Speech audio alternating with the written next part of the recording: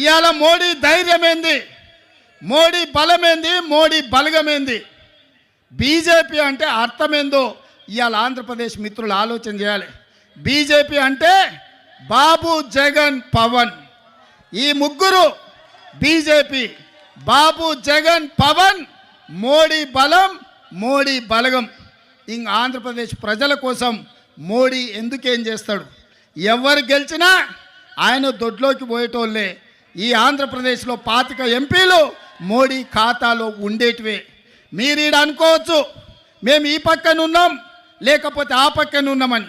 అయ్యా, జగన్ రెడ్డి పక్కన ఉన్నా, పెద్దలు చంద్రబాబు నాయుడు గారి పక్కన ఉన్నా, వీళ్ళిద్దరు కలిసి ఢిల్లీలో వెళ్తే మోడీ పక్కనే ముత్యాల ముగ్గులో రావు గోపాలరావు పక్కన ఇద్దరు ఉంటారు, తందానా తానా అనేటోళ్ళు. వీళ్ళిద్దరు అదే కదా ఢిల్లీకి వెళ్తే. ఢిల్లీలో వీళ్ళు ఎవరైనా మోడీని అడుగుతారా? మోడీని నిలదీస్తారా? మీ ప్రాంతం కోసం ఏమైనా తెస్తారా? మరి ఒకవేళ తెచ్చేటట్టు అయితే 5 ఏళ్ళు వారున్నారు, 5 ఏళ్ళు వీరున్నారు. పోలవరం పూర్తెందుకు కాలే, రాజధాని రాలేదెందుకు మనకు? మీరు ఒక్కసారి ఆలోచన చేయండి మిత్రులారా. వాళ్ళిద్దరూ పాలన చేసే నాయకులు కావాలనుకుంటున్నారు, వాళ్ళిద్దరూ ప్రశ్నించే గొంతులు కావాలని అనుకుంటలేరు మిత్రులారా.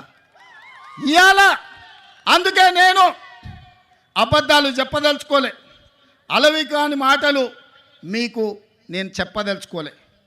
వాస్తవంగా మీకు కావాల్సింది పాలకులు కాదు, మీకు కావాల్సింది ప్రశ్నించే గొంతుకలు. ఎందుకంటే ఈ ప్రాంతం సమస్యల మీద జాతీయ స్థాయిలో నిలదీసే వాళ్ళు, నిటారుగా కొట్లాడే వాళ్ళు కావాలి. వెన్నెముక లేని నాయకత్వం మీ సమస్యల్ని పరిష్కరించదు. నిటారుగా నిలబడి కొట్లాడే నాయకత్వం మీ సమస్యల్ని పరిష్కరిస్తారు. మా వీడియో మీకు నచ్చినట్లయితే please like, share and subscribe.